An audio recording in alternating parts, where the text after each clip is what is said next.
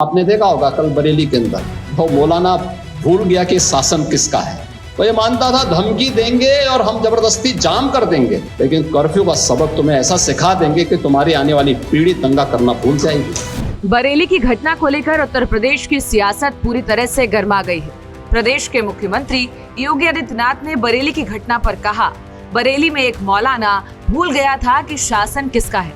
वो धमकी देकर जाम लगाने की बात करता था, लेकिन हमने कहा कि ना जाम होगा ना कर्फ्यू लगेगा। हम ऐसा सबक सिखाएंगे कि तुम्हारी आने वाली पीढ़ियां भी दंगा करना भूल जाएंगी। उत्तर प्रदेश के मुखिया योगी आदित्यनाथ ने जोर देकर इस बात को कहा कि साल 2017 के बाद उनकी सरकार ने दंगाइयों को चुन चुन कर सजा दी है। उन्होंने कहा कि दंगाइयों को ऐसी भाषा में जवाब दिया गया है जो वो समझते थे। यही कारण है कि उत्तर प्रदेश में शांति और सुरक्षा का नया युग स्थापित किया गया, जिसके बाद उत्तर प्रदेश में ग्रोथ स्टोरी की शुरुआत हुई। मुख्यमंत्री ने पूर्ववर्ती सरकारों पर परिवारवाद और भ्रष्टाचार का आरोप लगाते हुए कहा कि चाचा भतीजा वसूली के धंधे में लिप्त थे और हर जिले में एक माफिया को समानांतर सत्ता चलाने की छूट दी गई थी। उन्होंने कटाक्ष किया कि सत्ता के शीर्ष पर बैठे लोग माफियाओं के सामने नतमस्तक थे।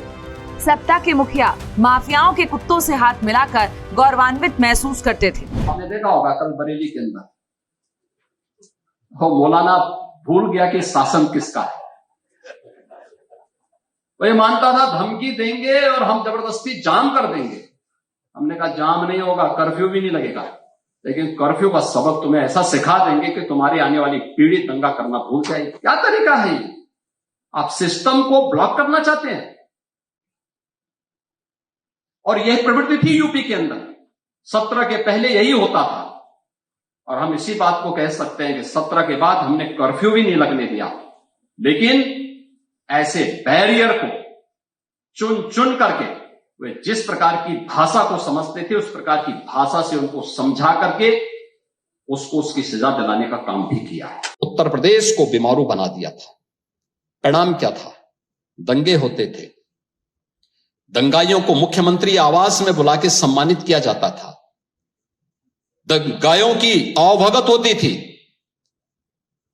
और पेशेवर अपराधी और माफियाओं के सामने सत्ता सैल्यूट करती थी और सत्ताधारी लोग उनके कुत्तों के साथ हाथ मिलाया करते थे।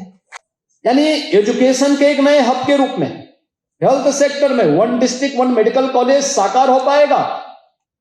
हम मेडिकल कॉलेज बना रहे हैं, उन्होंने 1 डिस्ट्रिक्ट 1 माफिया दिया था, हमने 1 डिस्ट्रिक्ट 1 प्रोडक्ट दिया है। 1 डिस्ट्रिक्ट 1 मेडिकल कॉलेज भी हमारी सरकार ने दिया। सुरक्षा के मुद्दे पर सीएम योगी आदित्यनाथ ने कहा कि ऐसी भ्रष्ट व्यवस्था में ना बेटियां सुरक्षित थी, ना व्यापारी और ना ही किसान। सीएम योगी आदित्यनाथ ने ये भी कहा कि जब सत्ता बेईमान और भ्रष्ट लोगों के हाथ में आती है तो वो समाज को जाति और परिवार के नाम पर गुमराह करती है। ऐसे लोगों के लिए हमने बुलडोजर बनाया है। मुख्यमंत्री ने कहा कि उनकी सरकार ने माफिया राज को जड़ से उखाड़कर प्रदेश को विकास की राह पर लाकर खड़ा कर दिया है। मुख्यमंत्री योगी आदित्यनाथ ने कहा कि उत्तर प्रदेश बीमारू नहीं था, इसे परिवारवाद, जातिवाद और बीमारू मानसिकता वालों ने बीमारू बना दिया था। परिणाम क्या था? दंगे होते थे, दंगाइयों को मुख्यमंत्री आवास में बुलाकर सम्मानित किया जाता था, दंगाइयों की खुशामद होती थी और पेशेवर अपराधी और माफियाओं के सामने सत्ता सैल्यूट करती थी। उन्होंने कहा कि परिवारवाद और जातिवाद की राजनीति ने उत्तर प्रदेश के विकास को बाधित किया था। दंगों की आग में व्यापार को बर्बाद किया गया और भ्रष्ट व्यवस्था ने नौकरशाही को अपंग बना दिया था। लेकिन आज हमने उस यूपी को फिर से भारत की अर्थव्यवस्था का महत्वपूर्ण हिस्सा बना दिया है। मुख्यमंत्री ने परिवारवाद और भ्रष्टाचार पर करारा प्रहार करते हुए कहा कि जब सत्ता बेईमान और भ्रष्ट लोगों के हाथों में आती है तो वो समाज को जाति और परिवार के नाम पर गुमराह करती है। ऐसे लोगों के लिए हमने बुलडोजर बनवाए हैं। बीते 8.5 साल में हर एक क्षेत्र में प्रगति हुई है।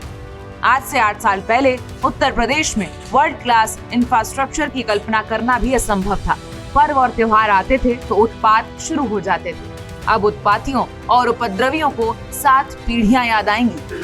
कभी कभी बुरी आदतें जाती नहीं है, उसके लिए उनकी डेंटिंग पेंटिंग करानी पड़ती है जिससे उनकी बुरी आदतों को ठीक किया जा सके। योगी आदित्यनाथ ने अपने इस बयान के बाद ये साफ कर दिया है कि भड़काने वालों के लिए बुलडोजर एक्शन जरूर होगा। आपकी इस पर क्या राय है, हमें कमेंट बॉक्स में जरूर बताएं। देखते रहिए भारत एक्सप्रेस।